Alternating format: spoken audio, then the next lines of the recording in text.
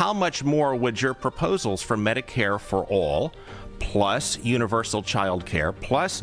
Listen, it's no secret that I want to be president. I ran for president. Are you going to run again? Are you grapes that you're selling in Sacramento, you filled the 5,000. Are you serious? Really? Did you fill the wine? No, I never filled it. I need. Hey! Back up! We got it. Mom Donnie was throwing out the first pitch. Are you cheering or booing? What do you think? Tonight on Jesse Watters' Primetime, Democrats planned one very uncomfortable Thanksgiving dinner. A Senate candidate promised expensive programs without bringing the numbers, Ted Cruz cracked open the door to 2028, and Gavin Newsom discovered a wine cellar inside his own mansion. Then an Oklahoma eviction turned into a flamethrower standoff, and Yankees fans delivered a political focus group nobody could have scripted. It was politics, money, crime, and comedy in one fast-moving episode. Here are the biggest moments and what the jokes were really saying. The Democratic Party is a very big tent. It's a very big tent because there are a lot of people in it, and they're just like, you know, any big family Thanksgiving dinner. There can be arguments and people jostling, and there's unruliness. Watters used Thanksgiving as a metaphor for the Democratic Party's growing family fight. At one end of the table sit the institutional leaders. At the other sit progressive candidates such as Florida Senate nominee Angie Nixon and Michigan Senate nominee Abdul El-Sayed, who defeated better-funded establishment opponents. The comedy came from imagining everyone fighting over the same political meal. The serious question was whether Democrats can keep their coalition together when the younger activist wing wants faster, more dramatic change. How much more would your proposals for Medicare for all, plus universal child care, plus no cuts to social insurance programs, how much more would that increase our federal budget deficit and the national debt? It would actually lower it, because if you look at the research, and I don't have the exact numbers right now right offhand, but it is cheaper to have a Medicare for all program. That answer gave Republicans exactly the clip they wanted. Nixon argued that Medicare for all would reduce overall costs, but she did not have the numbers ready when asked how her full platform would affect the federal deficit and debt. Candidates do not need to recite an entire budget from memory. But if they campaign on transforming healthcare, childcare, and social insurance at the same time, voters deserve a clear estimate. What will government spend? What taxes will change? And what will the average household save? What is the current national debt in this country? It is very high. It is 2D high, right? Well, give me a best guess. What is the national debt? It's too high, and the reason it's too high is because people like Ashley Moody and people like Donald Trump are only looking out for their campaign donors. Too high may be true, but it is not a number. And politics becomes easy when every benefit is specific but every cost remains abstract.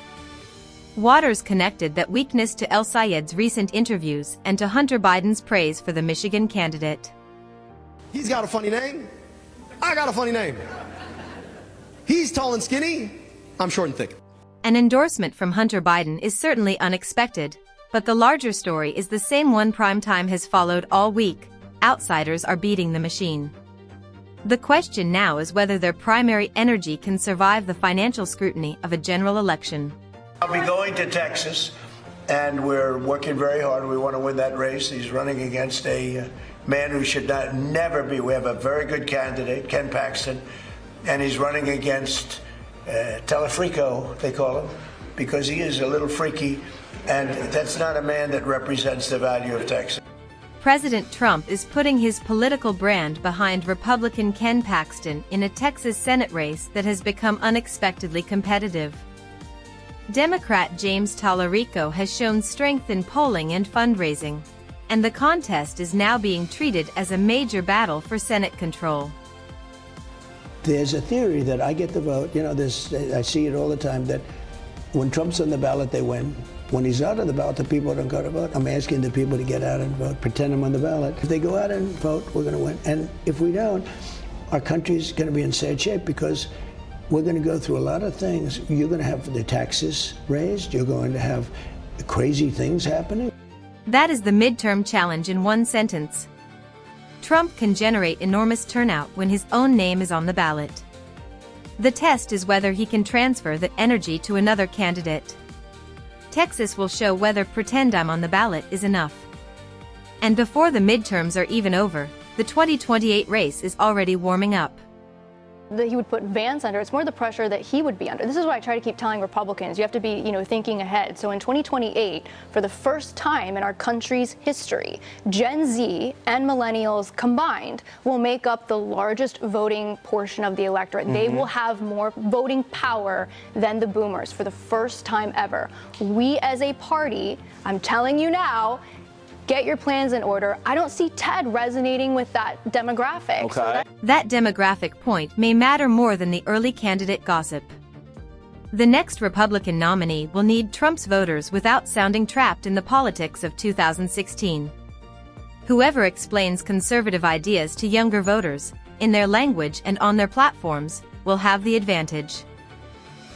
Great that you're selling in Sacramento. You filled the 5,000. Are you serious? Really? Did you fill the wine? No, I never filled it. I didn't even know it had that much till I read that in your newspaper. I literally didn't even know that. Seriously. By the way, I put books in there. I don't know if you saw the photos. There's no wine there. It's books. Yeah, well, trust me, it's my only inheritance from my father. The home is listed for $7.5 million, and the wine cellar is a real feature.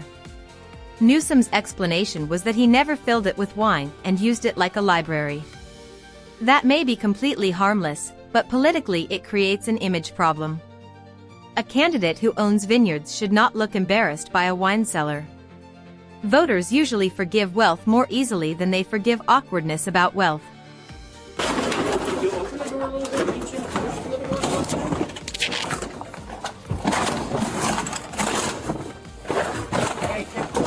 I didn't break that door. How's the authority? No. Oh, back out! Hey! Back out! Back out! We got it. Hey, watch that right there. He's got a hooked up battery. Back out! Hey, everybody out! Get out, roll it down. Get out! Get out!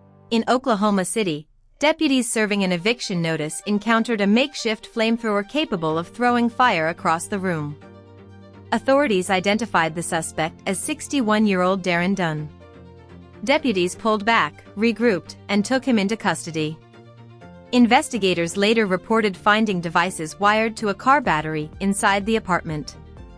Officials said the devices were unlikely to detonate as constructed, but nobody entering that room could safely assume that. New York taking on Texas. Are you messing with Texas? I ain't mixing with nobody. They're cheaters. I don't like cheaters. We're gonna beat Texas, frick them. I'm a lover, not a fighter. You love me? Yes. I love you too. Yes, I do. Of course I mess with taxes. I pay my taxes. Texas. Texas? Like the state. What are you? An idiot sandwich. They say everything's bigger in Texas. What does New York have that's bigger? Central Park. Big arms. Big Apple, baby. It's the Big Apple right here. Biggest one ever. My ego. Then Johnny Bellisario visited Yankee Stadium and proved that a baseball crowd is the perfect political pole: loud, contradictory, deeply confident, and occasionally unsure who the mayor is. The street interviews delivered what cable news panels cannot: instant answers from people who have not had time to memorize talking points. Sometimes that produces insight. Sometimes it produces an Obama phone. Either way, it produces television. Tonight's episode showed both parties looking beyond the next election. Democrats are fighting over who belongs at the table, Republicans are testing whether Trump can transfer his turnout, and the 2028 candidates are already stepping into frame. Which segment mattered most? The Democratic policy questions, Trump's Texas push, Cruz versus Vance, California's spending problems, or that unbelievable Oklahoma body cam video? Tell us in the comments, subscribe for the next Primetime breakdown, and thanks for watching.